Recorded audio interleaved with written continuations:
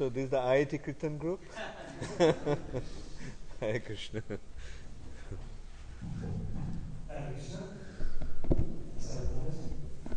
Obviously, before I start, I just wanted to welcome you once again. Welcome all of you to day 3, is it? No, day 2, I'm losing count. Day 3 of the global retreat. Especially warm welcome to the devotees from Australia and New Zealand who joined us today. Before the class starts, I'd like you all to raise your right hands. If you are a left-hand person, you have to raise your left hand. Okay, now, Prabhuji's, put your hands in your pockets. Mataji's in your purses. Take out your mobile phones. Make sure that left hand is off. Okay, because we speak about the 10 friends is always right. But offense number 11 is to disturb the class and Guru Maharaj with the class. Okay?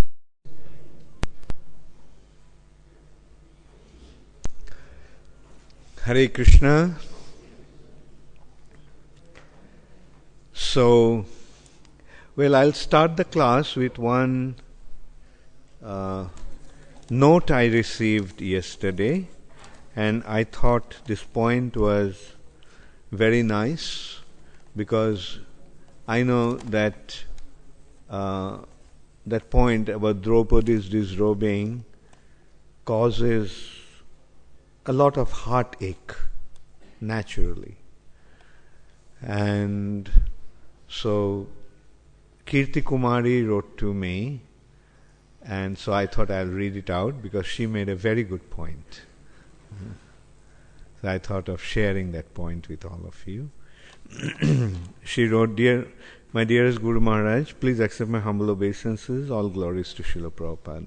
All glories to the dust of your lotus feet. I find the episode of Draupadi's disrobement one of the most touching and eye-opening episodes in Mahabharata, which clearly teaches us that Krishna is our only shelter. And we should, therefore, turn to Him and no one else. For without this, will not even a blade of grass, without His will, not a blade of grass can move.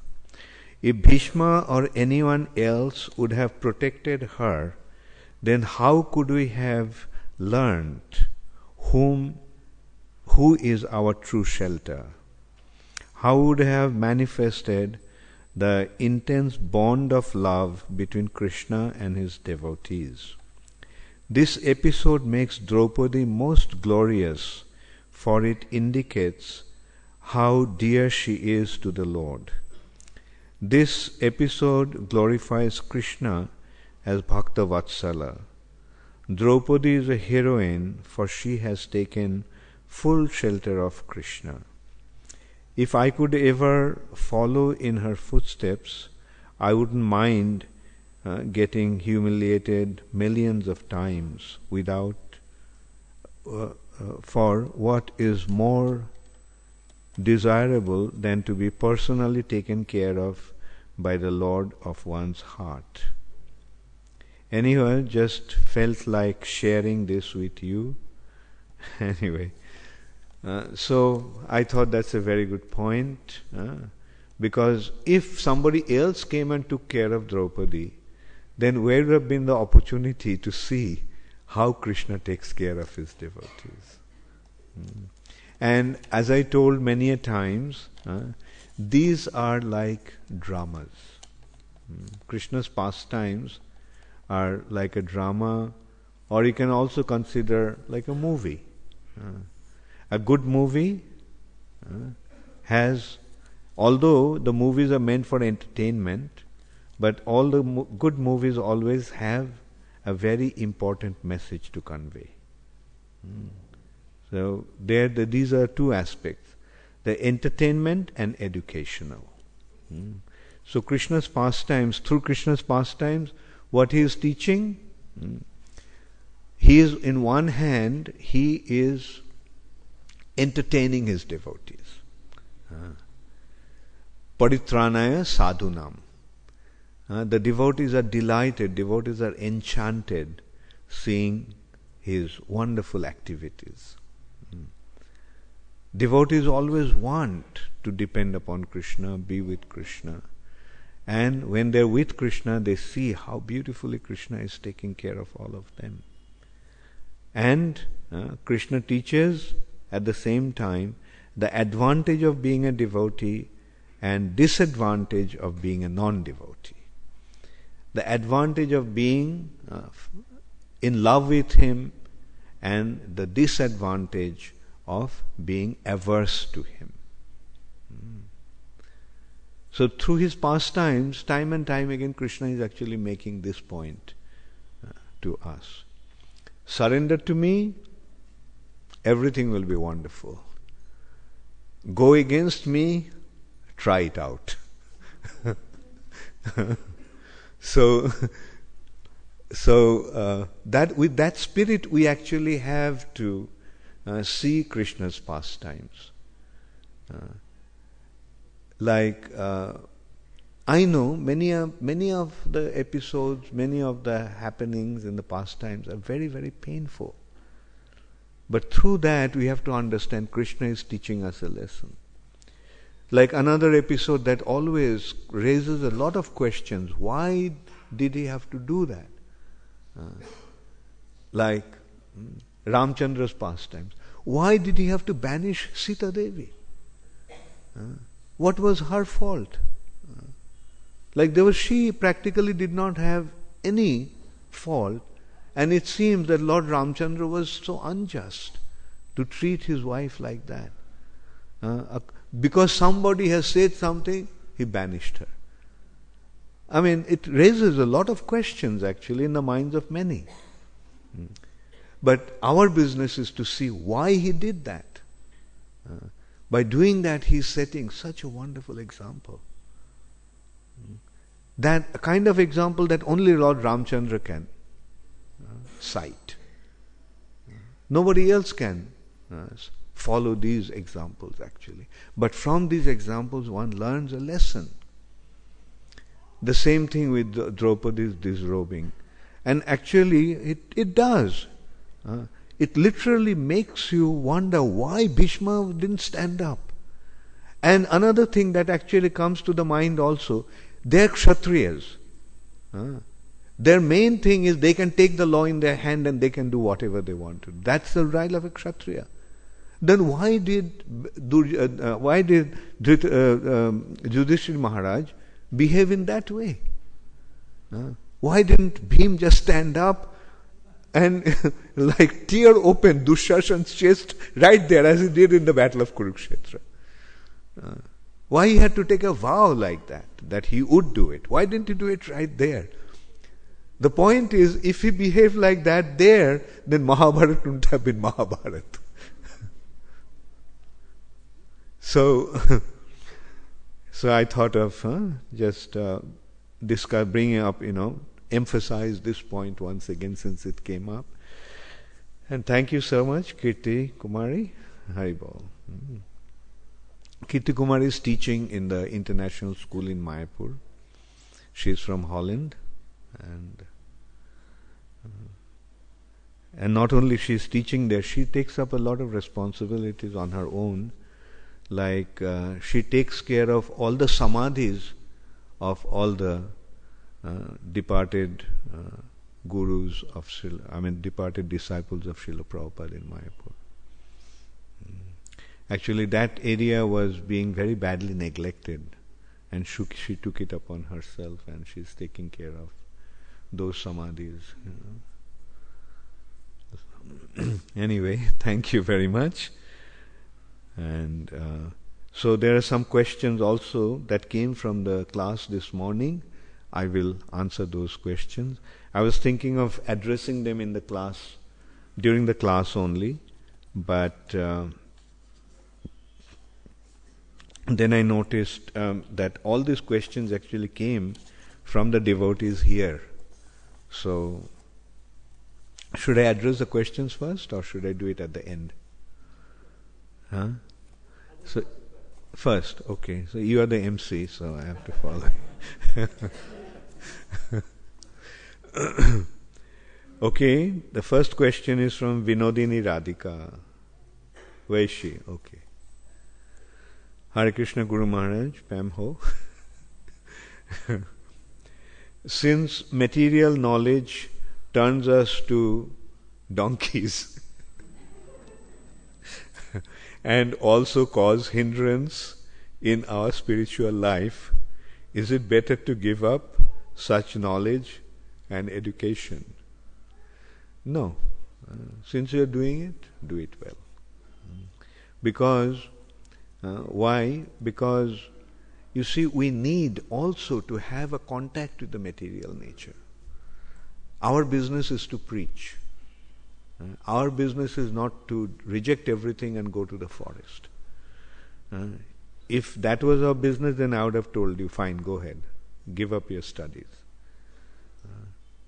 But like as you can see, like first of all, when you are studying, you can teach. You can rather not teach but preach to your friends in the college, right? You can interact with others and you can give them Krishna consciousness. So that's an opportunity to preach. And then when you become a big IAS officer in Indian government, then you can do so many other things. Okay? Then you become a big magistrate or a secretary of the state, and then you can use your influence to spread Krishna consciousness. And another thing is that we always look at the opportunity to preach. Whatever we do, we must take it up as an opportunity to preach Krishna consciousness.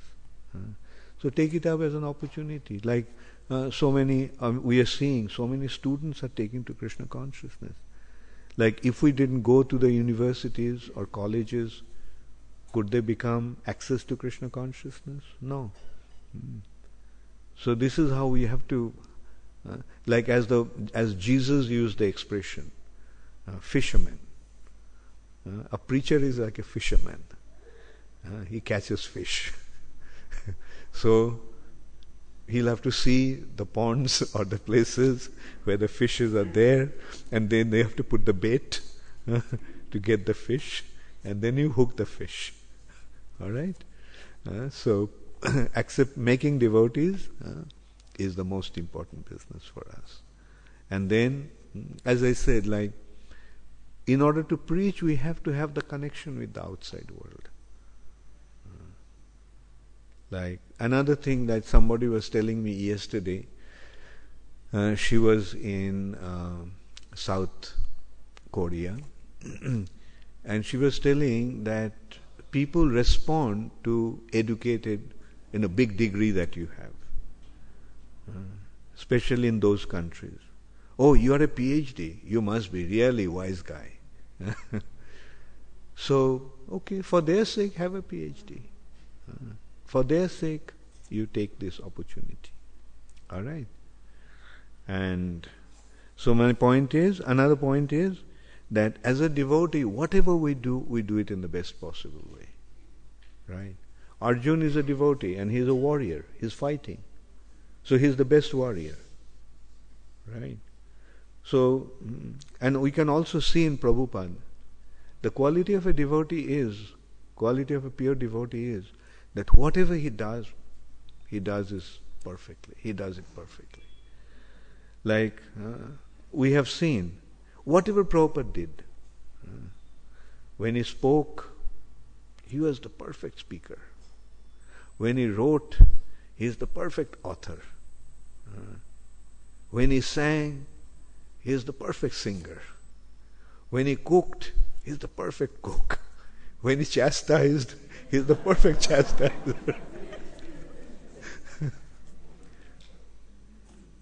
So that is a devotee. Whatever he does it in the best possible way. And this next question is from Ananda Krishna Prem. So, Hare Krishna Guru Maharaj, this is probably quite an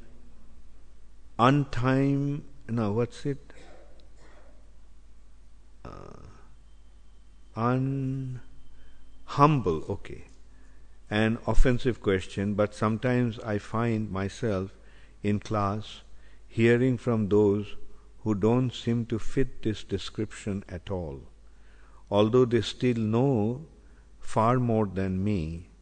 Should I be humble and listen, or reject some of those teachings and avoid those class speakers? Is Ananda Krishna Prem here? No. Okay, so I can see that you are not in the class.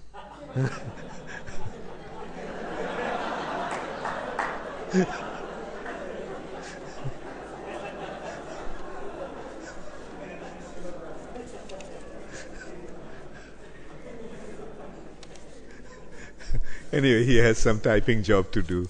He has some secretarial job to do. I should have addressed the question in his presence, actually. Anyway, I'll address it in his presence also.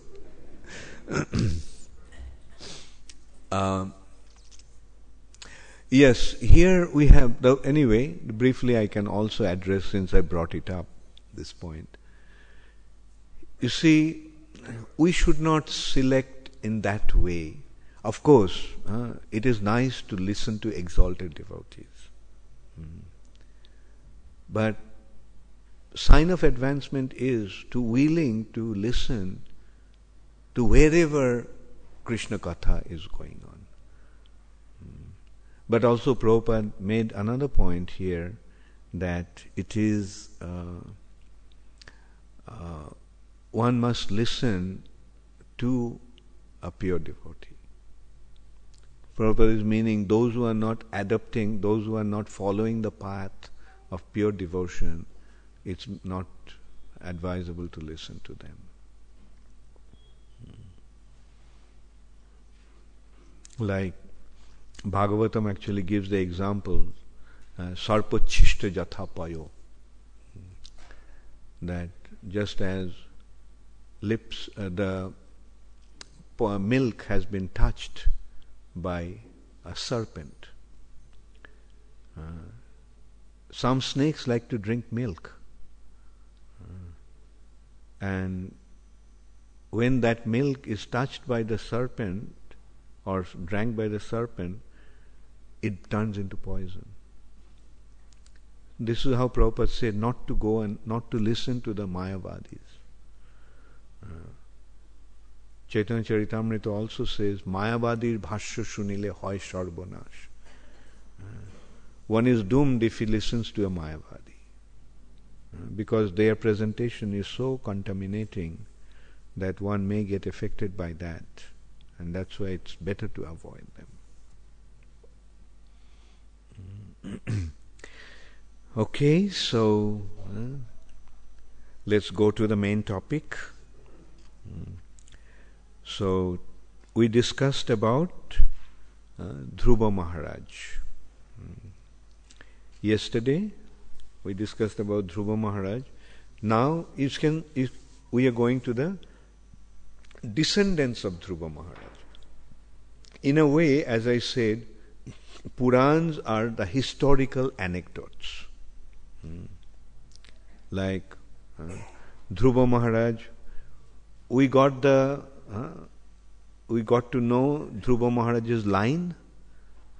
You all remember? How many of you remember Dhruva Maharaj's lineage? Yes, Shampyari?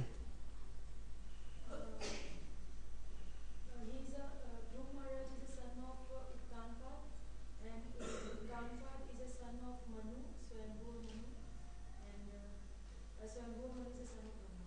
Very good. So we got the clear line. Who is Dhruva Maharaj? He is not just a fictitious character appeared from nowhere, created by some author in his mind. No, he is a personality. He is a real personality. A personality who lived, who came in this line. Just like if I ask you, what is your line? We can get your line. Like, who is your father, your grandfather, great-grandfather, and it so goes on for many generations. And in the Vedic culture, root actually goes all the way back. Like, the consideration of gotras. Every Hindu family belongs to certain gotra. The gotra means from whom this line actually started.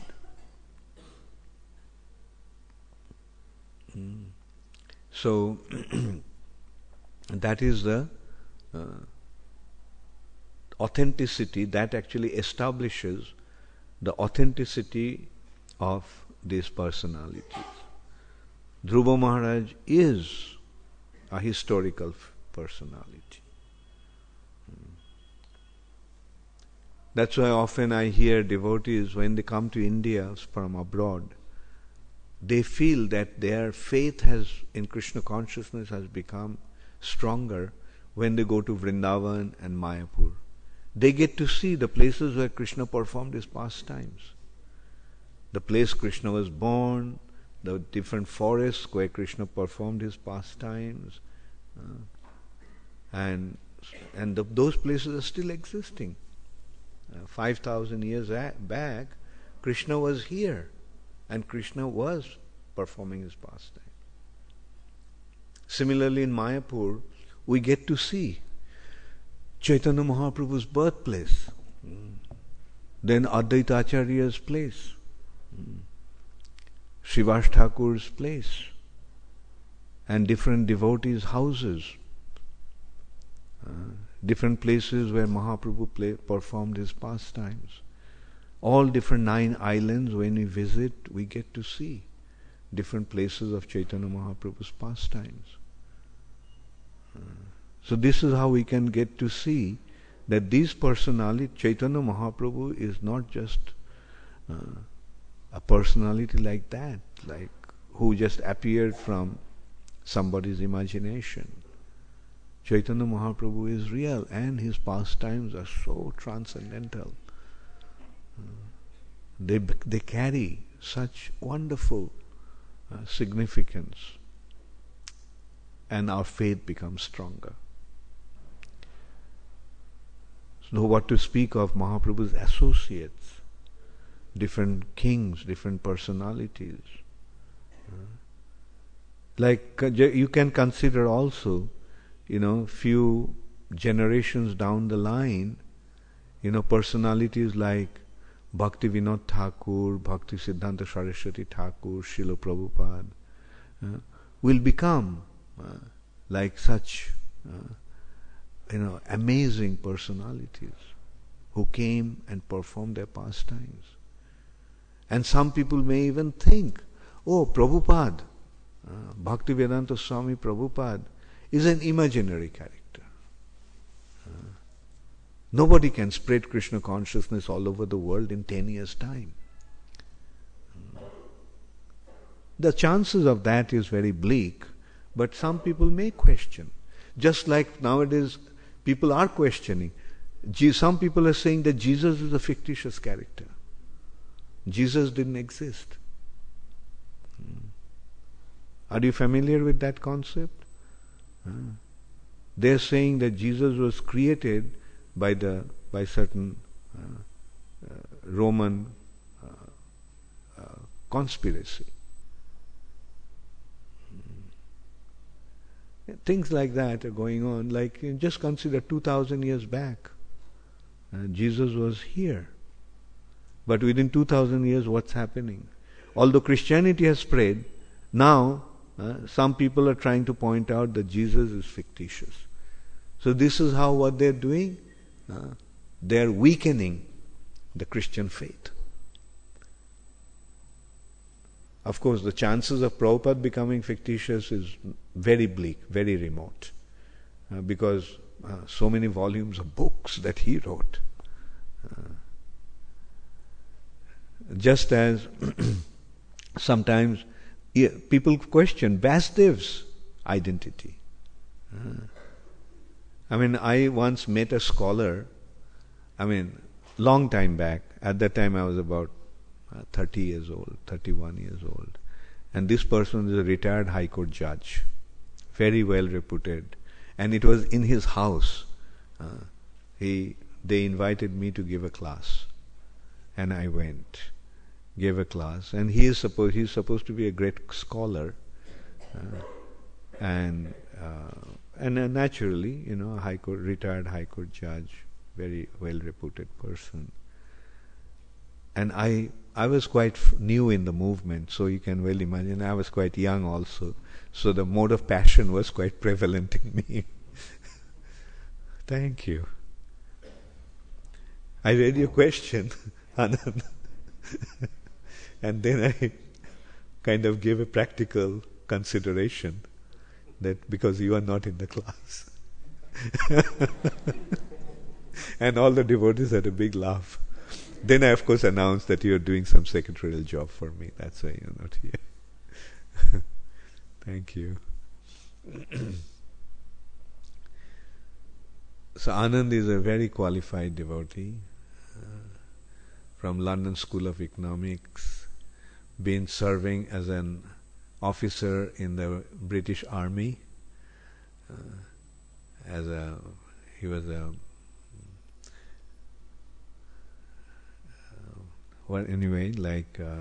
what's it called? Commissioned officer. And now he is assisting me as my secretary. There are two brothers, Ananda Krishna Prem and Atmaram Krishna Das. Both of them are very, very helpful. Thank you, Anand. And he was a big executive in a company, Cairns. It's a Scottish company that brought him to India. But the good thing is that he fell in love with India and he quit his job. So it's very nice that these young boys are coming forward to commit themselves fully as devotees, giving up their very lucrative careers. Yeah, so anyway, to go back to that point, that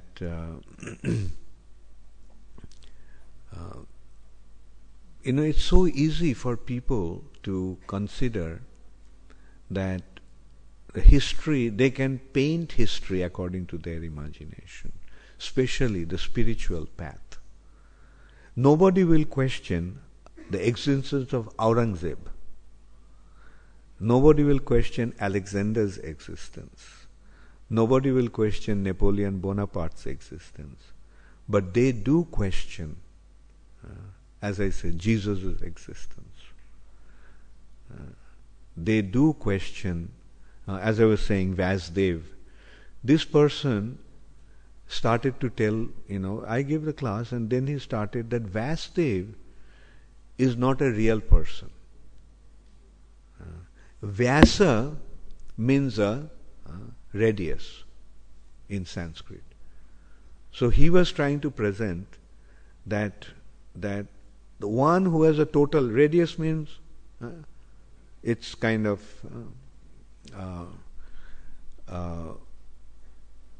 no, not radius. Radius is actually the Vyasa, the circumference. Vas is the circumference. So meaning, the one who has a total understanding of the Vedas, he is a Vyasa. So there are many Vyasas, they wrote many things. I mean, there was a limit to that, And mind you, here's about 65, 70-year-old man, and here I am, in my early 30s. And right in front of his family members, in his house, I started to blast him. And anyway, he never came back to us after that. So, but the thing is that, this is how these people come up with their own concocted ideas to minimize the importance of spiritual life, the importance of spiritual teachings. Therefore, Prabhupada so systematically put everything in his books. We can see like how important these books are. I mean, can you imagine if Jesus' teachings were available in books today? What a big difference it would have made. Probably we would find that Jesus is presenting Srimad Bhagavatam and Bhagavad Gita. But because it is not recorded, because it has been recorded much afterwards, can you imagine if Prabhupada's teachings were presented by somebody 2-3 generations from now? What kind of understanding he would have of Prabhupada's teachings? Therefore, Prabhupada put everything in writing. And his books are the basis. And there was nobody can question Prabhupada's teachings because they are available in the books. Okay, so yesterday we discussed about Dhruva Maharaj. Now do you want to go down to, we know about the past of Dhruva Maharaj. I mean the past ancestors of Dhruva Maharaj. Now do you want to go to the descendants of Dhruva Maharaj? Okay, Dhruva Maharaj's son's name was Utkal. And the eldest son becomes the successor to the throne, so Utkal became the king. But Utkal, you see, just like when one has proper spiritual understanding, he doesn't want to get involved in materialistic activities. Because he sees the futility of that, he feels, what's the use of wasting my time in this way? So Utkal became disinterested in spiritual activities. And his behavior was like that of a madman. Can you imagine the king chanting and dancing in ecstasy, rolling in the ground, crying and in ecstasy? It will be difficult for him to rule the kingdom. What to speak of rule the kingdom? If the chairman of a company starts behaving like that in the boardroom, like what will happen to that company? So Utkal was like that, so he was not interested. So the ministers decided that his younger brother should become the king, because they saw that he was not at all interested in ruling the country. So Vatsala became the king. Then his son was Pushparna, who ascended the throne, who became the king. Pushparna's son was Vastu, and Vastu's son was Chakshusha. Chakshusha's son was Ulmuk, and Ulmuk's son was Anga. Very illustrious line of rulers, kings. But Anga's son was Vena. Vena from his childhood became a tyrant, a completely uncontrollable character. Even as a child, he used to go to play with his friends, and when they would swim in the river, he would drown these boys, his friends, keep them underwater and kill them. And he used to delight on that, killing his own friends. And because he was the son of a king, nobody could do anything. We find that there are characters, there are people like that, those who are extremely cruel. And by seeing the suffering condition of people, they enjoy.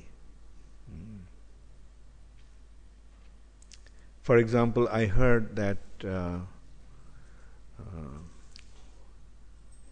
what's his name? Idi Amin. Idi Amin in Uganda. He used to go to the forest on helicopters.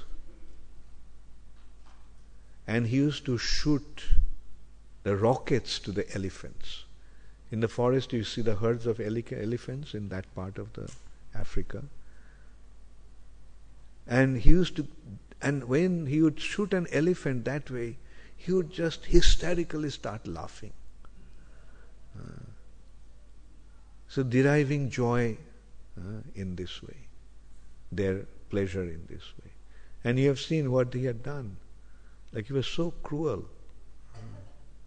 Like he drove all the Indians out of that country,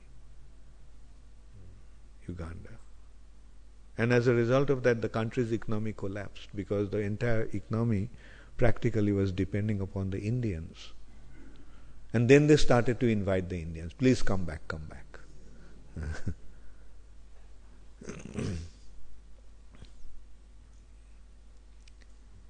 I think another person that I heard in history, it was, I think, Genghis Khan. No, I'm sorry, not Genghis Khan, it was Kublai Khan. He used to make the elephants roll from the mountain and die that way. And he used to derive pleasure seeing the elephants dying, just rolling down the slope of the mountain.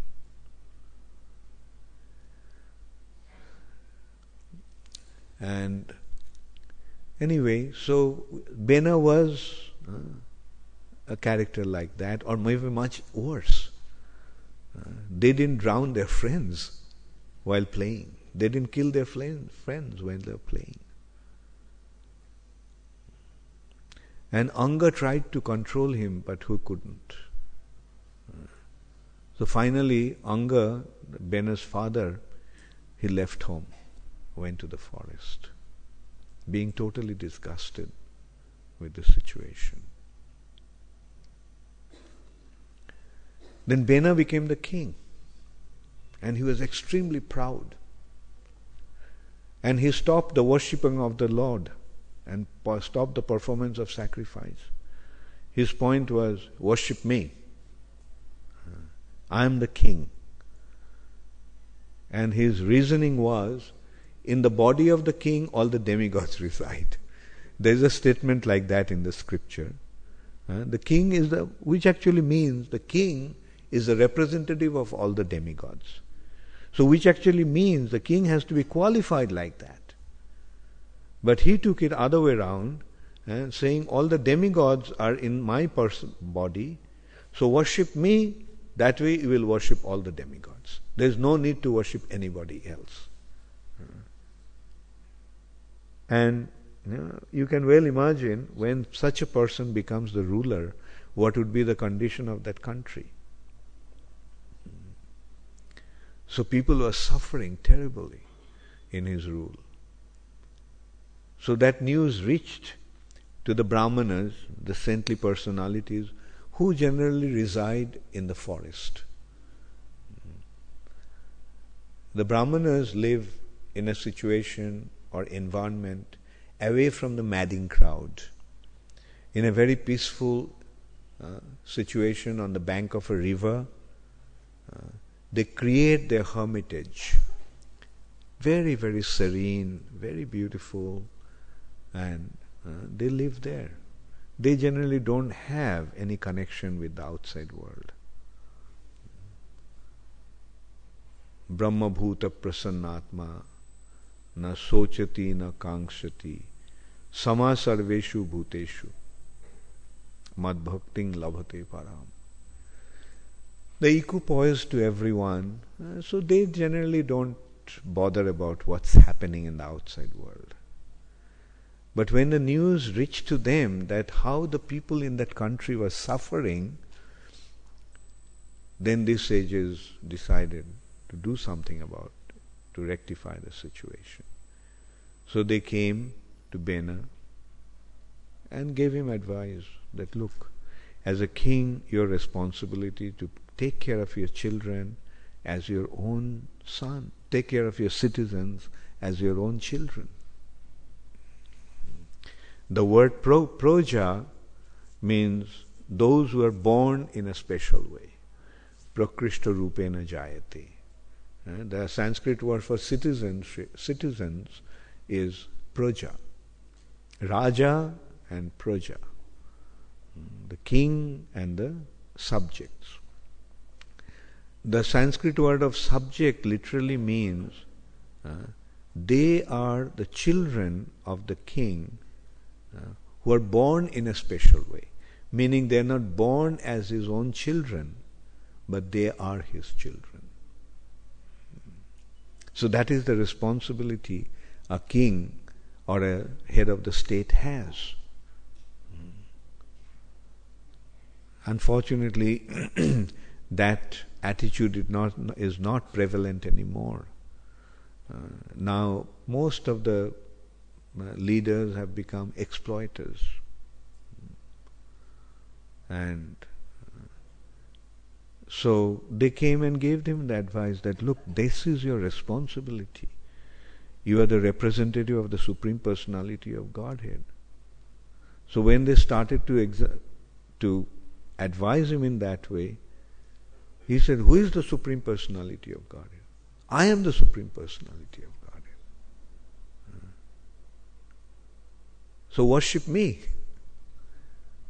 You all are like children, don't have the knowledge. He's telling these sages who are situated in the perfect spiritual understanding and said that you all worship me, don't be disobedient to me. And you all recognize that I am the Supreme Personality of Godhead. And that's why all the demigods reside in my body. So when all these sages saw that this character was totally incorrigible, they said, okay, get rid of him. So they chanted with sound vibration, hunkar. Just with sound vibration they killed him. They created such a sound through mantra that he was dead.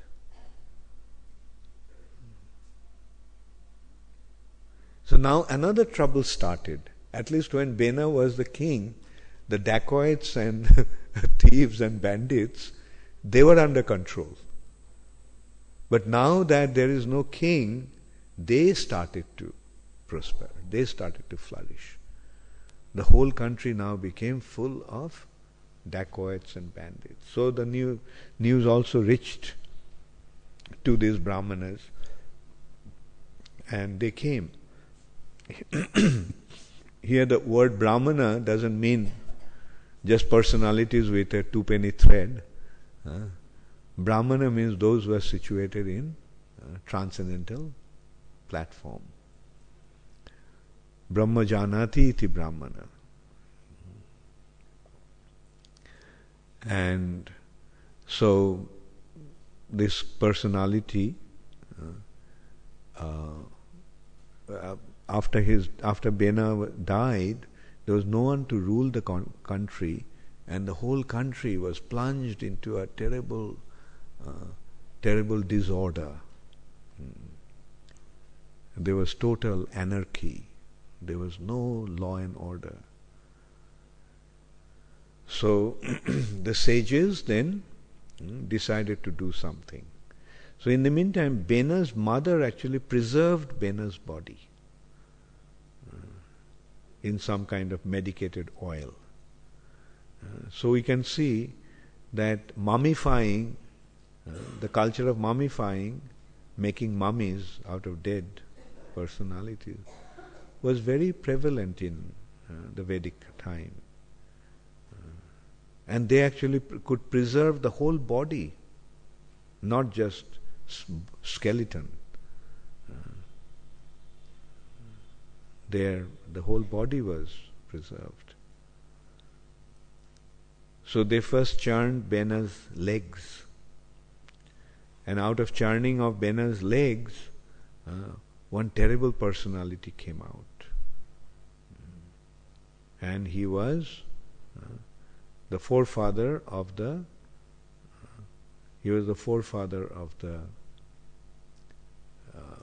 low class people. Then they churned his hands, and as a result of that, one personality came from the right hand side of the churning of the right hand of Vena, and also from his left hand side another personality came out. So that is Prithu Maharaj and his wife Archi. So Prithu Maharaj established, when he came out, he saw that the world is in such a terrible situation. So he started to rectify that situation. And he performed, in order to establish the proper spiritual atmosphere there, he performed 99 horse sacrifices. Now, you know that when one performs 100 horse sacrifices, he becomes qualified to become Indra. I can see that somebody is very peacefully snoring away. Just wake him up. Stand up. The Nidra Devi will run away.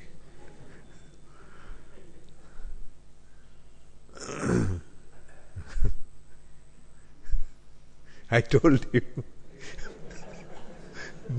Bhagavat Katha is the place where Nidra Devi finds her solace.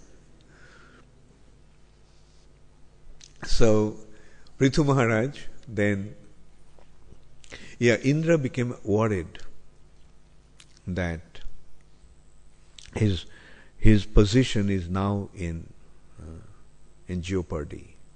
Prithu Maharaj will become the king of heaven. He will become Indra. So,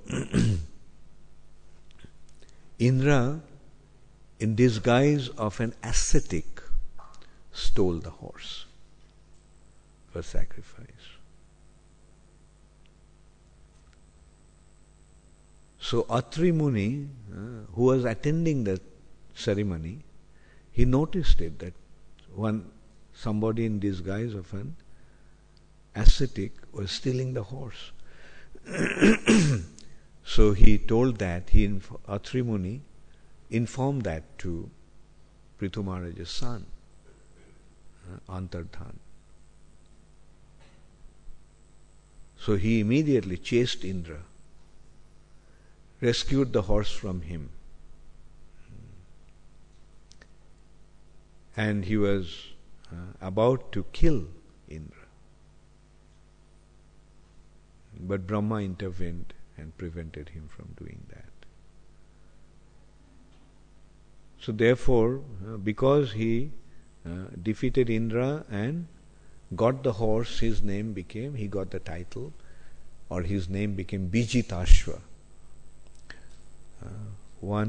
And Indra actually gave him, being pleased with him, Indra gave him the mantra through which he could become invisible. He could disappear at his will. So that's how he got the name Antardhan.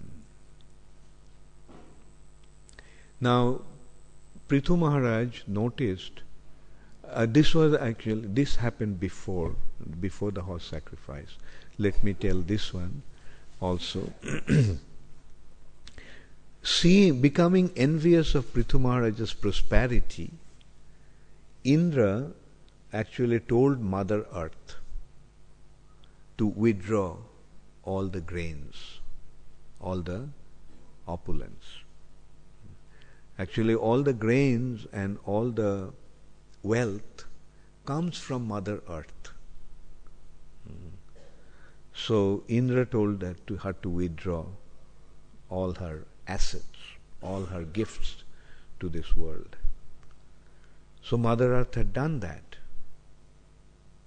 And all of a sudden, Prithu Maharaj saw that there is no grain, there is no fruits, there is no flowers, or not even gems, and so he became quite surprised. What's happening? So he asked his priests what happened. So his priest told that Indra actually convinced Mother Earth to withdraw her wealth from this planet. So Prithu Maharaj said, "Oh, Indra said that?" So he immediately took his bow and arrows and went to the heavenly planet. Now seeing him coming, Indra became afraid and he ran away. So he couldn't find Indra, so Prithu Maharaj came back and he said, "Okay, I couldn't find Indra, but I'll take care of Mother Earth. I'll kill her." So ultimately, there are all personalities actually. Earth is not just a lump of matter. Earth is a personality. So whose energy is manifest in the form of this earth. So Prithu Maharaj, seeing him coming, Mother Earth also disappeared. She was hiding. So then Prithu Maharaj was about to release an arrow which is called Shabda Bhedivan. That the target, although he cannot see the target, the arrow will find the target and hit the target. Just see what kind of advanced missiles they had those days. I mean, they are developing this kind of missiles now, like heat, following heat, the target is made like this, the rockets that follows the heat and hits the target. Some rockets are there, like now they have, I heard that Americans have some sort of rockets that is guided by GPS. The GPS system knows all the roads and things, the distance of the roads and things, and they have measured it in such a way that the target will turn in certain point as if just following the road and find the target and hit it. So that is this point I read when some people were questioning that if America wanted to find Idi Amin or get rid of him, they could very easily do that. Not Idi Amin, I'm sorry, Bin Laden. But they're suspecting that America is actually in link with Bin Laden. Some people even say that Bin Laden was actually a creation of US government. And it was not the Al-Qaedas that destroyed the Twin Towers. It was actually the doing of the US government who did it. There's a whole documentary on that, proving how. And one of the very authentic proof is that if the buildings collapse, if Twin Towers collapsed due to the aircraft, then it wouldn't have collapsed the way it did. The aircraft hits it, and in no time, the whole building comes down. A building comes down only when in the strategic points the dynamites are fixed and they are exploded in one time. Then only it comes down like that. Anyway, I mean, so this point I thought it was relevant because that shows, what kind of leaders are ruling the countries today. It's very difficult to trust any of them.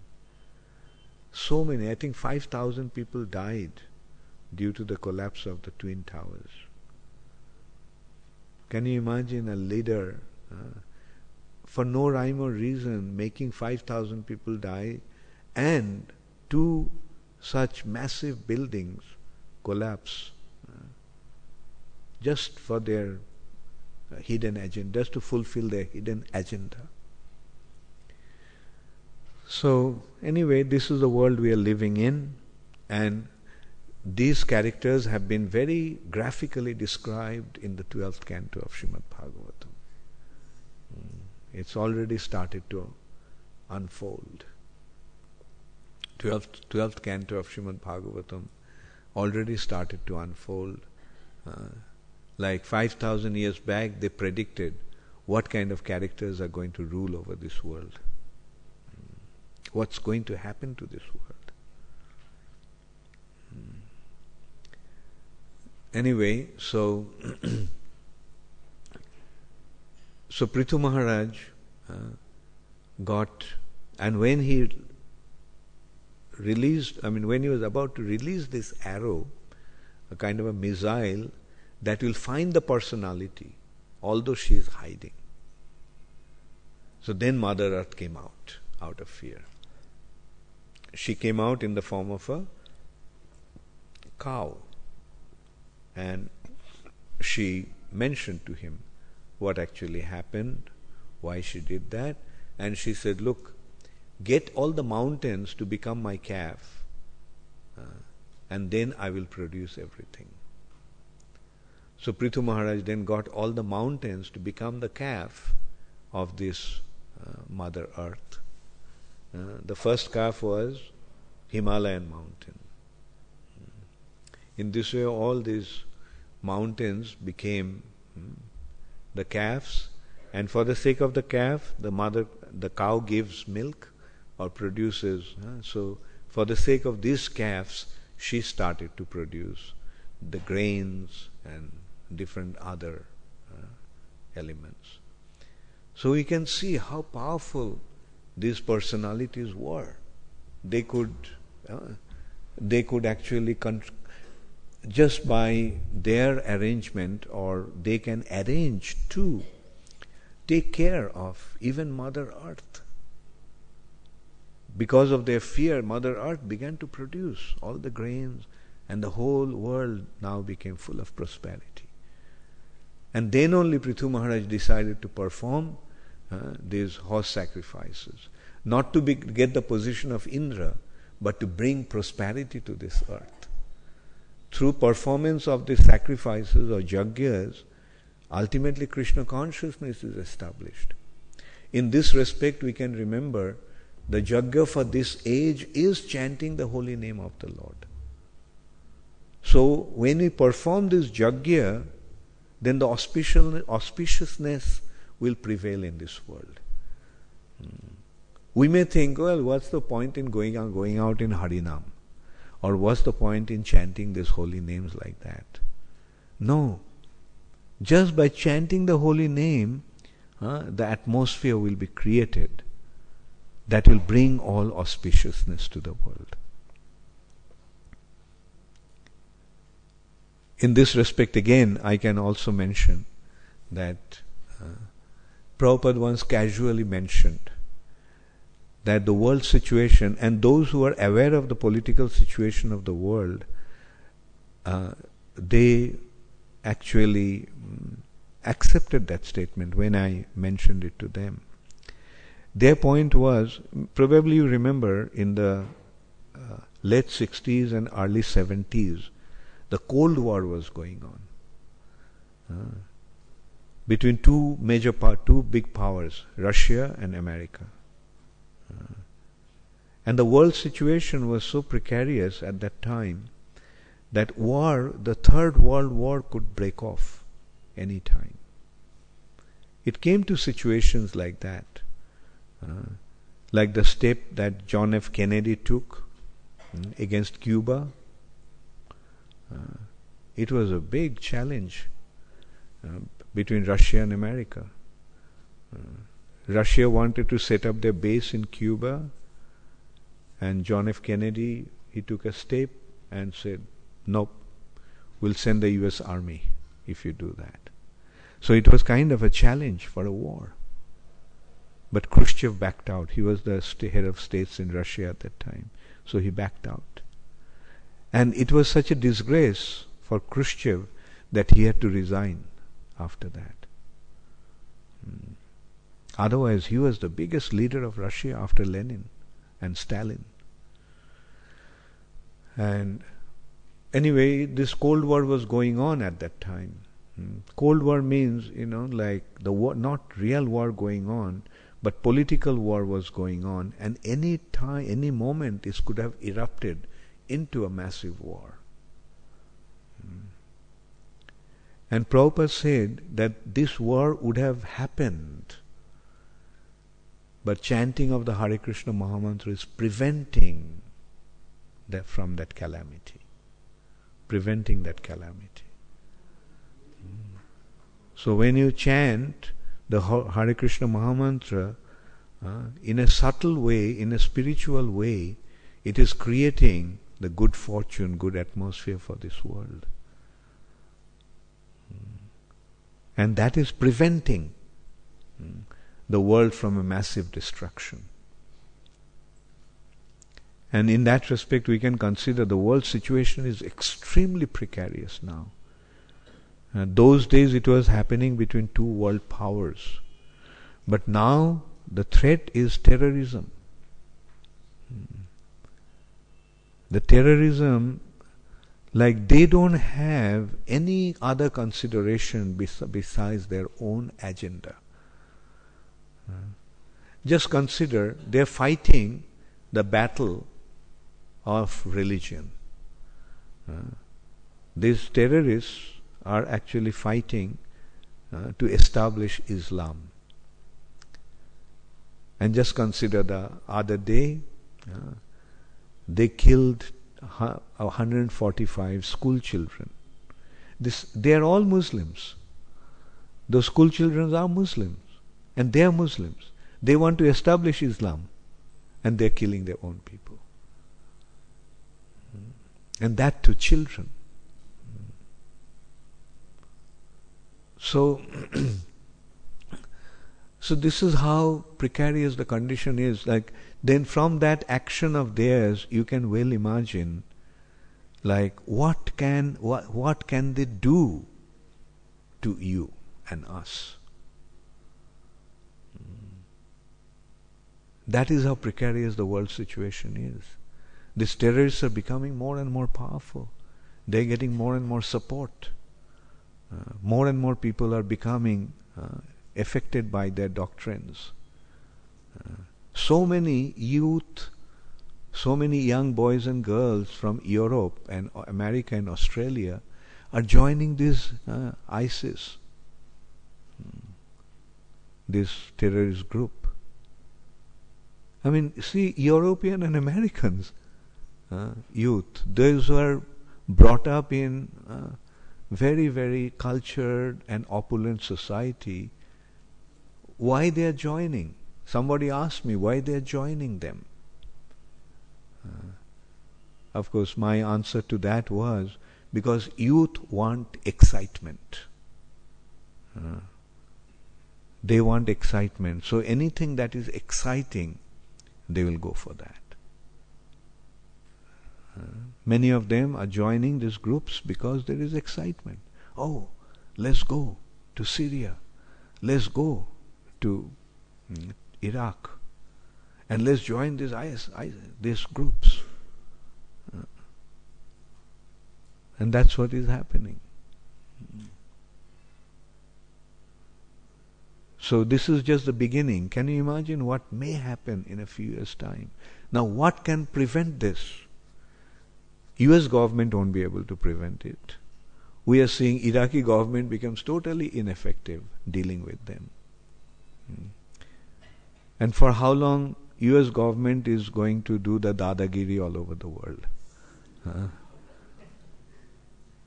So when this Dada goes, then there will be no one.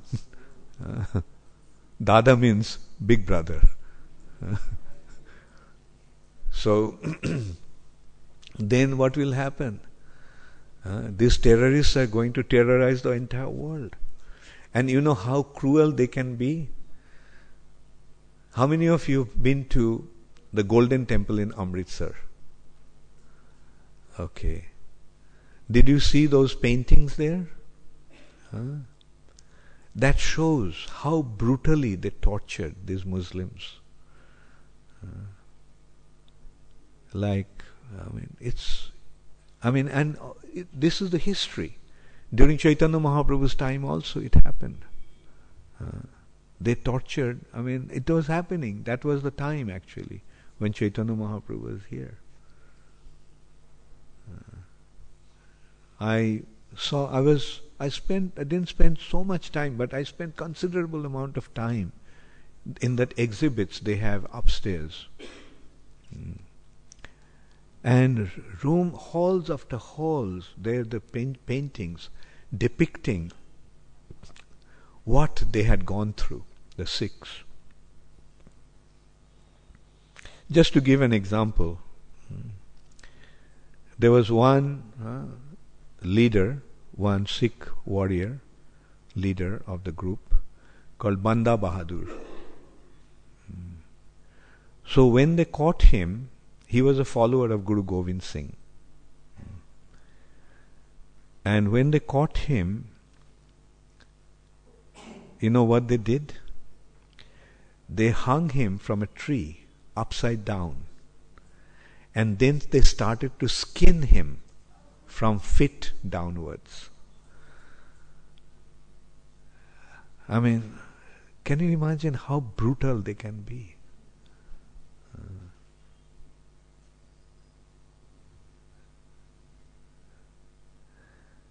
Anyway, so, this is their history. This is their history.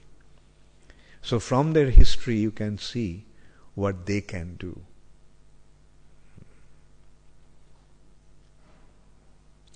Skinning people was their main, their way of torturing. What to speak of other things they would do before that. They would molest the female members of the family in front of the male members. If you did not succumb to them, if you did not accept Islam. And so you can well imagine what they are going to do to this world. And what is the solution? The only solution is Krishna consciousness. Only solution is Krishna consciousness. Therefore, we have to take this movement very, very seriously. And Krishna will take care. The only person who can actually take care of the situation is Krishna. That reminds me of another discussion that Prabhupada had with his leading devotees. The consideration was the Third World War, nuclear war, and some devotees were saying that after the nuclear war, nothing will be left. Like, not only the human beings will die, a mass destruction of human beings, the animals will die, insects will die, everything, this atomic reaction, the nuclear reaction will destroy everything and it will spread. It won't just stay at one place. It will spread. So it will destroy everything on its way. Even the trees and plants will die. The whole atmosphere will become contaminated. There won't be any oxygen left to breathe. If anybody survived, there won't be any food to eat, there won't be any water to drink, and there won't be any oxygen to breathe. So you can well imagine what's going to happen to this condition, to this world. But Prabhupada just kept on saying, no. The demigods can take care of the situation in no time. Prabhupada didn't even go up to Krishna. He said the demigods can take care of them, this situation. So when the devotees kept on insisting that this is what is going to happen, this is what is going to happen, then finally Prabhupada said, you do not know the potency of the demigods. They can clean up the entire atmosphere in no time. You may say that the whole atmosphere will become unlivable, but the demigods can purify that atmosphere in no time.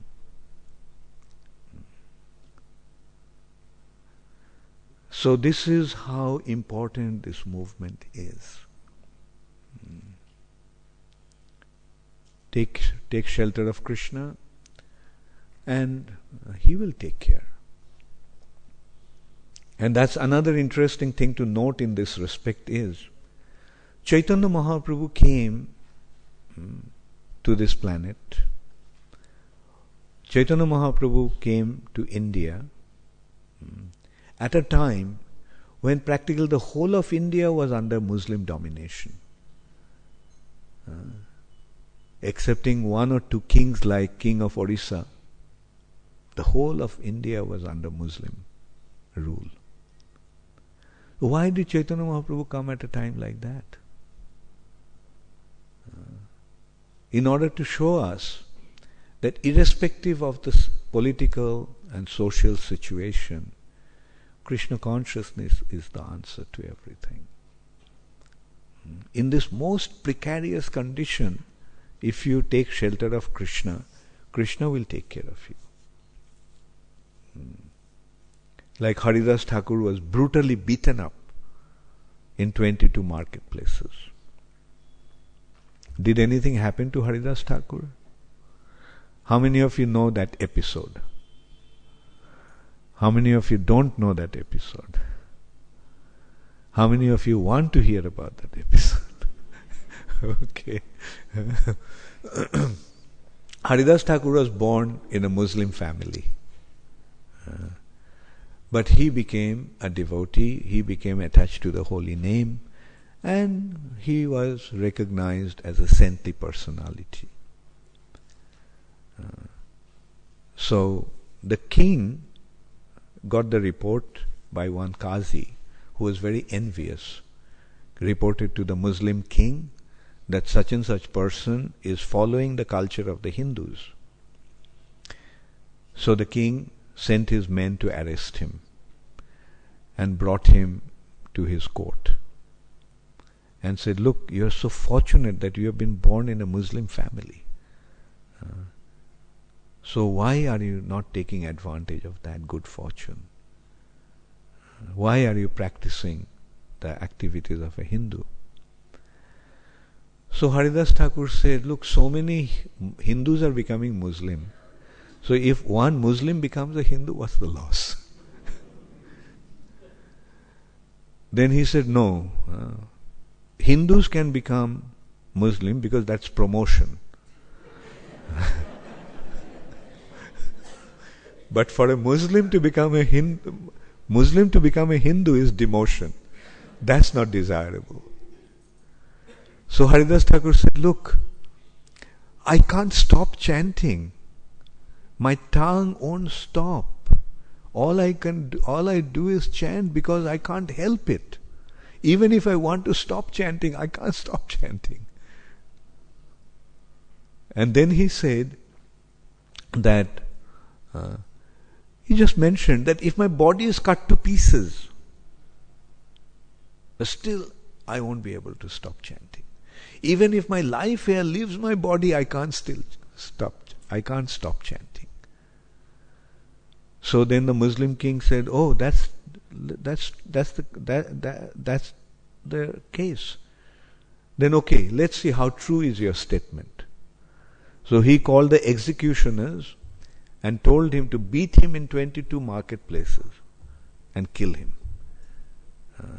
Kill him not by in one shot, but beat him up in such a way in the marketplace where people would gather, all the people are, so that they can see what is the consequence of a Muslim becoming a Hindu.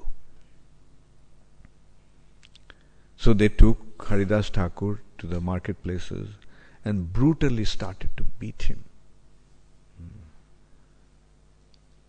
And they started to beat him in such a way that he would have died in one place, one marketplace. But marketplace after marketplace, they were taking him and beating. But Haridas Thakur, Hare Krishna, Krishna Krishna, Hare Hare, Hare Rama, Rama Rama, Hare Hare. Just kept on chanting. So then these people, the Jallads, the executioners, whose business is to kill people, professional killers, they got worried that we are beating him in such a way, still nothing is happening to him. So he must be a very exalted, saintly personality. So they fell at his feet and said, please forgive us, but the king has given us the order, we have to follow his order. If we don't, then he will kill us. So tell me what we should do. So Haridas Thakur said, oh, you want me to die? Okay, fine. So he fell on the ground and there was no sign of life in his body. Then they thought, okay, now finally he died. So they wanted to carry him to the king to show that, well, we killed him. But when they tried to lift him, they couldn't lift him. He became so heavy. They got 24 other people to help them to lift him. They couldn't lift him. As if the entire earth of the earth planet, entire weight of the earth planet came on him. Then they started to cry, what shall I do? If we can't carry you there, the king won't believe us and he will kill us.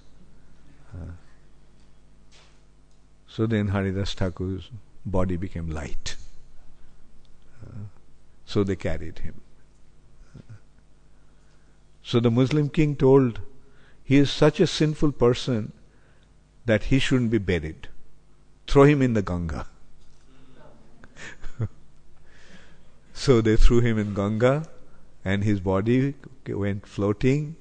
As it came to Shantipur, near the house of Advaita Acharya, Haridas Thakur came out of the water and started to chant, Hare Krishna, Krishna Krishna, Hare Hare, Hare Rama, Rama Rama, Hare Hare. Advaita Acharya was in great anxiety. He thought that Haridas Thakur has been arrested and the Muslim king will kill him. But when they heard, they were in great anxiety. But when they heard the sound of Haridas Thakur's chanting, they just came out, running out of their house. And Advaita Acharya and Haridas Thakur embraced each other.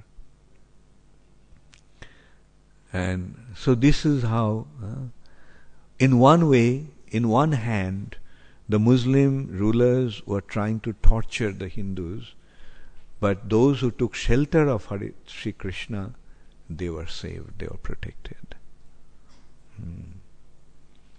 So another incident is Gangadas Pandit. Gangadas Pandit was Chaitanya Mahaprabhu's teacher from his childhood.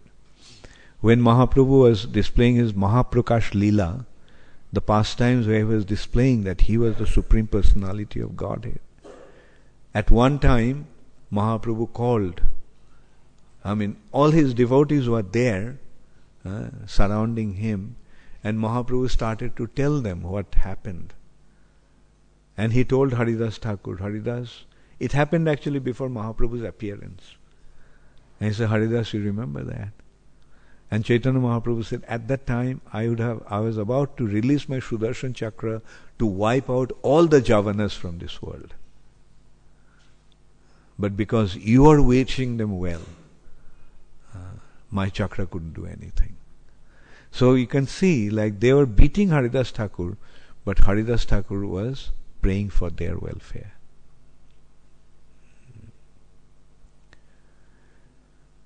So as I was saying, then Chaitanya Mahaprabhu called Gangadas. Gangadas, do you remember? once he got the news that the Muslims were coming, which would meant, as I said, they would propose to you, convert. And if they did not, then they would not only beat them up mercilessly, but they will molest the female members of the family in front of them. How painful that's going to be. And then again they would keep on proposing. Convert, convert, convert. Then if they didn't do it, then finally they would skin them alive.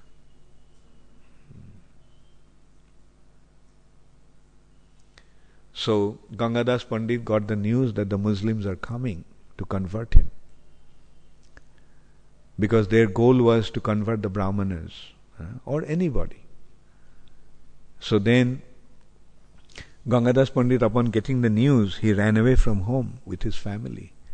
But when he came to the Ganga, he found that there was no boat. It was already night time. There was no boat to cross. And they knew that these Muslims would, when they wouldn't find him at home, they would come to the river and they will catch him. And then they will subject them to the treatment that is even unthinkable. So then he said that you are in such a difficult situation, such a terrible quandary. And then all of a sudden you saw in the middle of the river there was a boat. Some boatman was sailing, rowing the boat. And you called out to him, please come and save us. So the boatman came and took you across the river. And then Mahaprabhu said, do you know who that boatman was? So this is how Krishna protects his devotees. So this taking shelter of Krishna consciousness will not only benefit us individually. Taking to Krishna consciousness is going to save this world from this dangerous crisis.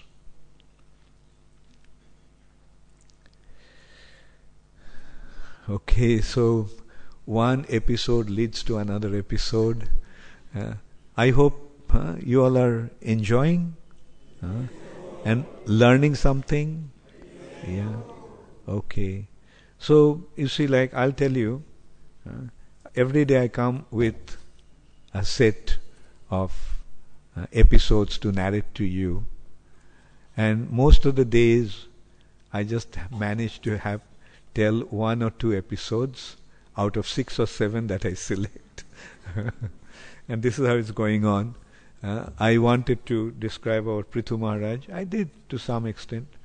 Finally, Prithu Maharaj, he gave his kingdom to his sons. And and then he retired. This is one wonderful thing that we see with these kings. All of them at some point hands the kingdom over to their sons, and then they retire, Banaprasth. The kings are leaving their kingdom and going to the forest. Do you get this kind of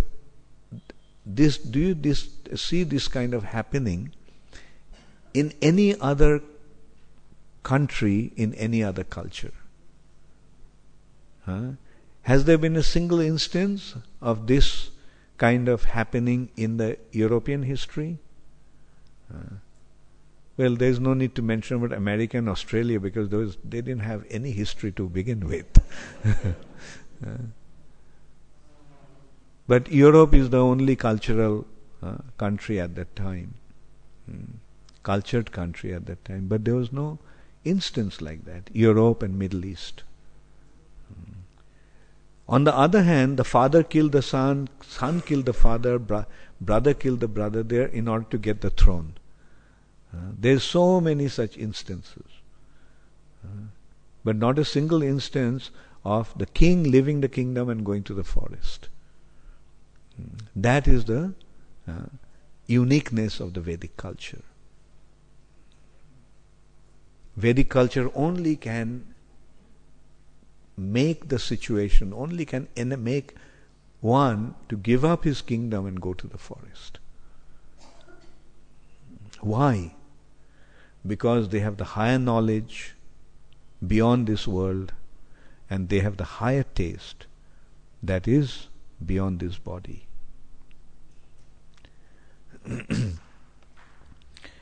Okay, so I'm giving a few minutes, about 25 minutes for question answers. Does anybody have any question? Yes, Ananda?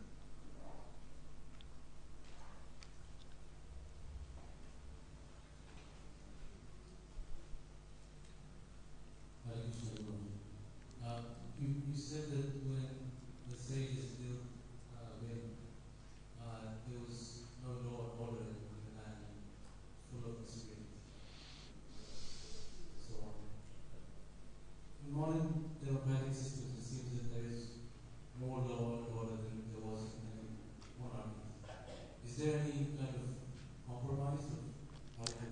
In modern society has more law and order. Modern democratic systems. Yeah. Well, it is there for the time being. But in democracy, the situation deteriorates. That's a very common phenomena. Right? And give this world another 50 years and you will see what happens. Right? As it is, the law and order is not really there. Anarchy is becoming prevalent. And law and order is there. I mean, some law and order is there, but consider the amount of bribing that is going on and undesirable activities that are going on. And the law and order situation is deteriorating gradually.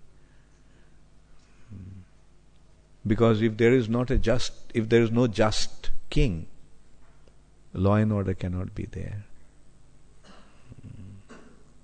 It is there, to some extent it is there, and that's what is holding the world together.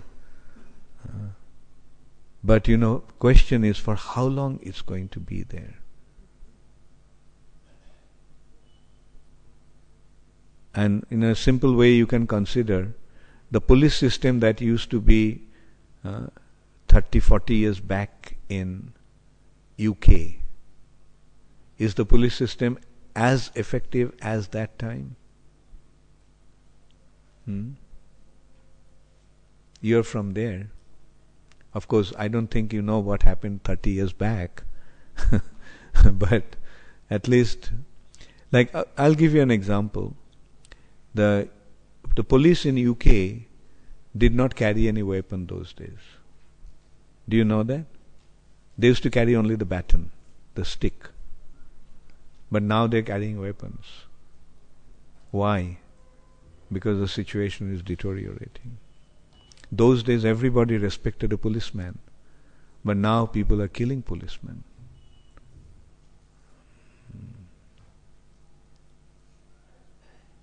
And in a way, America is policing the world today.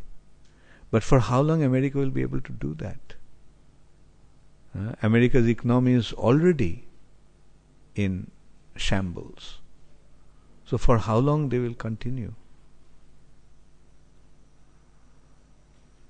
Right? Just imagine today when this ISI is, how do you call it? ISIS or ISIS? Anyway, it has different people pronounce it in a different way. So, if America did not intervene, what would have happened to Iraq and Syria today?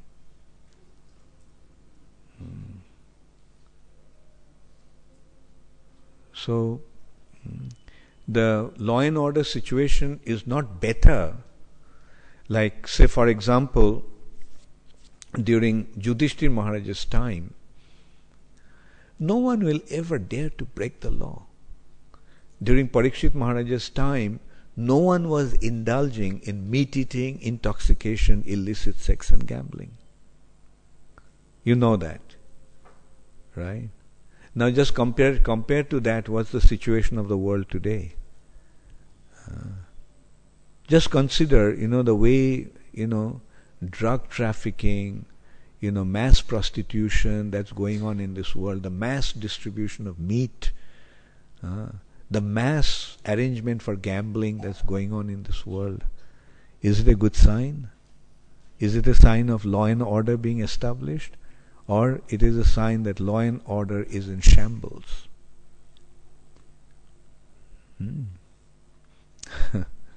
Just to give a few examples.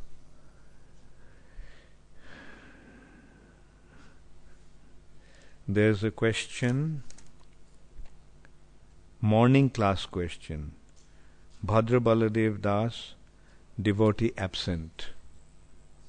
Does mind become inattentive because of the influence of a demigod? Because they control even the blinking of the eye. Okay, they control the blinking of the eye, or the demigods control everything.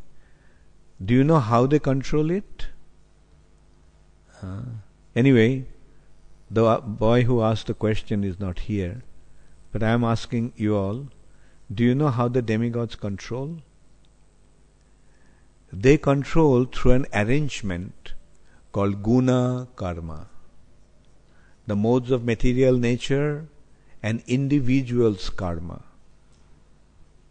The demigods are not saying that, okay, I will make you do this, I'll make you do that. Demigods are saying, this is your karma and this is the reaction. So everyone this way becomes a subject of his karmic reactions. That takes place in different modes. So forgetfulness and other things are not the arrangement of demigods, they are the arrangement of your own karmic reactions. Demigods are simply setting things up.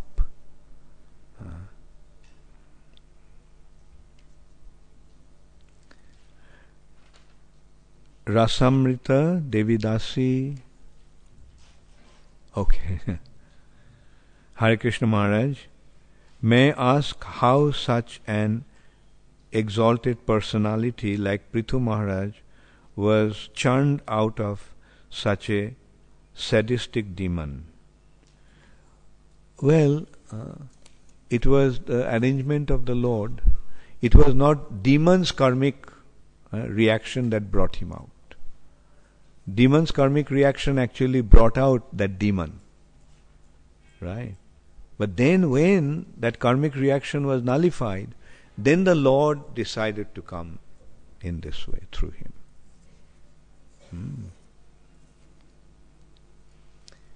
Okay, some questions from the internet.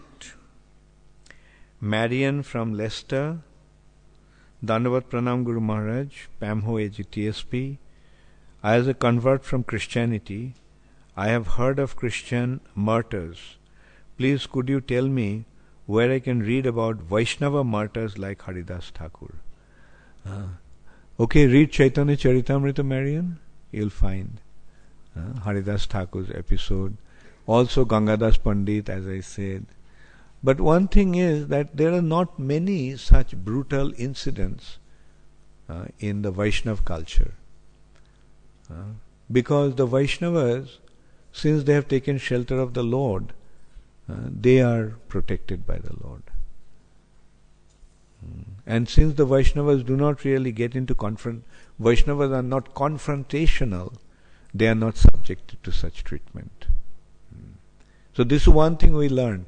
Like this is the problem, like the Sikhs and the Muslims got into loggerheads.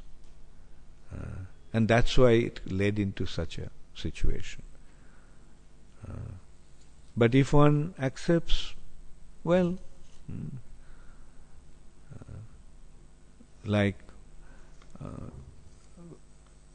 Brahmanas are kind of subjected to that kind of torture, but I don't see Vaishnavas being subjected to this kind of torture.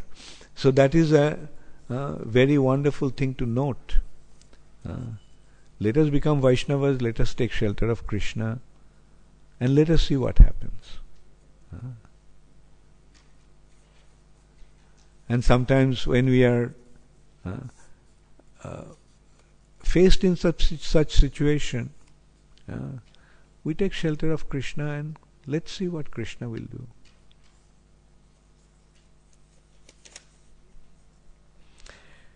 Next question, Srimati Radhika Devi Dasi from Hyderabad.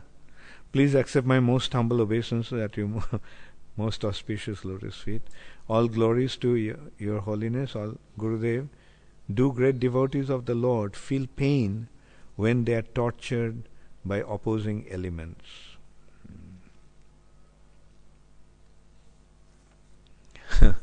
Well, it's difficult to say. It will depend upon one's state of elevation.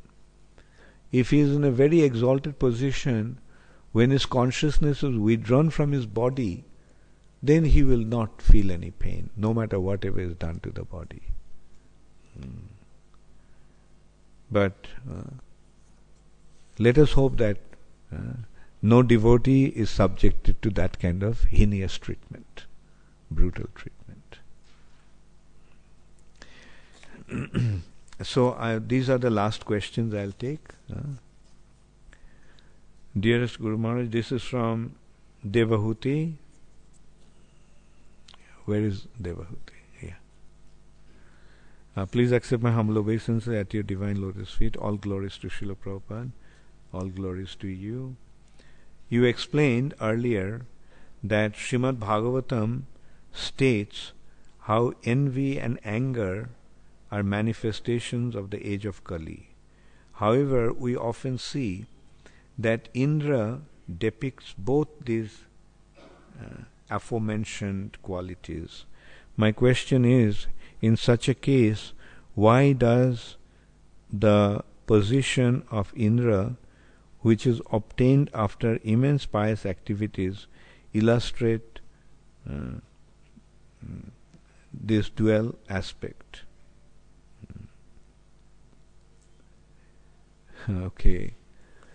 You see, Indra, the first thing we have to consider is that Indra is not a pure devotee. Indra is a karma mishra bhakta. Like he is doing devotion to Krishna, he accepts Krishna, so much so that the Lord has become his younger brother, Bamandev. Right? So although Indra is in a very exalted position, but he is not a pure devotee. And who is not a pure devotee is susceptible to the influence of Maya. So when Indra displays these qualities, adverse qualities, then we have to understand that Indra is under the influence of Maya. So that can happen to anyone unless he is a pure devotee.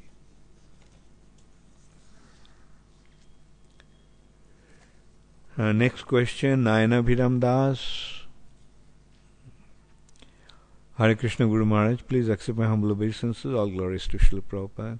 Guru Maharaj, how it comes that personalities as Vena are born in a pious and righteous lineage as that of Dhruva Maharaj? Well, like they have to appear somewhere, right? These characters, when they come to this world, they have to appear somewhere, and often because of their pious activities or of the past, they do get a position in an exalted state. And because they are in an exalted state, their activities become visible, their activities become noticeable. Like if Bena was the son of an ordinary person, then probably no one would have even thought of him. But because he is born in an exalted family, we are aware of him. So many people like Benas are being born, right? So many people are acting like Bena, but because of their, not so exalted position, it doesn't become visible or noticeable. Next question, Esh Govinda. Hare Krishna Guru Maharaj, please explain what is the destination of a soul if it follows a religion other than Hinduism. It depends how exalted, how pious is his activities. Right? Not that everybody will get the same destination. Right? Like in Hinduism, does everybody get the same destination? Can you say that all the Hindus are going to have this destination? No, it will depend upon individual. So in other religions, there are pious people and there are sinful people. So the sinful people will have their reaction in a sinful way. And pious people also will have the resultant reaction of their pious activities. But the consideration here is that where do these religions lead them? Like for example, in Christianity, there is some description of God as the Father. So, like God is treated or God is seen as a Father. So, if one wants to know about God, then through Christianity he gets to know that he is the Father. He is like the Father. But what the Father does, no information. Right? Where the Father lives, no information. So you can well imagine, like if you don't have any information about the Father, how can you approach that Father? Okay, now another major religion in this world is Islam. Islam accepts Allah, God, but says don't think about Him. Even to think about Him is blasphemy. So what kind of relationship you can develop with a person whom you cannot even think about? Whereas in Hinduism, in the Vedic culture, you are getting a perfect and most clear, most profound understanding of God. So then again, are all Hindus following that course? No. It's providing that opportunity, but not many people are following that. So even the Hindus, like sinful Hindus will go to hell. Pious Hindus will go to heaven. Like that. Same, just as the pious Christians will have elevated state of existence and the sinful ones will have a suffering condition. Same thing with Muslims. So that is the most important consideration here is called Sambandha Gyan. What is your understanding of the Supreme Personality of Godhead? What is your relationship with Him? Okay. So thank you all very much. All glories to Srila Prabhupada. I ended the class a little early, so we can have a little kirtan.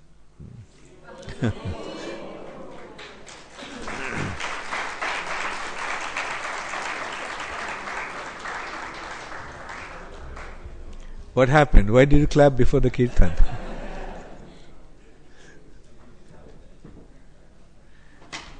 Hare Krishna, Hare Krishna, Krishna Krishna, Hare Hare, Hare Rama, Hare Rama, Rama Rama, Hare Hare.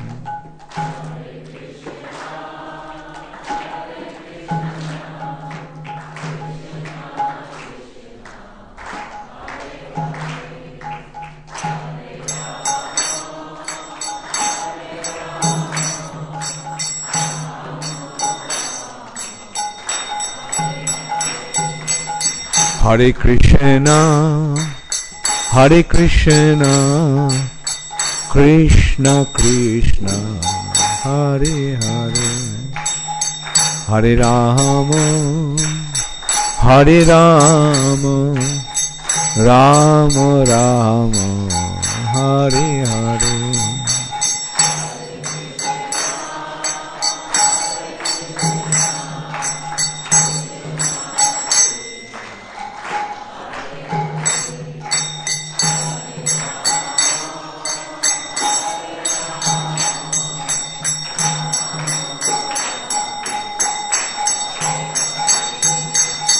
Hare Krishna, Hare Krishna, Krishna Krishna, Hare Hare, Hare Rama, Hare Rama, Rama Rama, Hare Hare.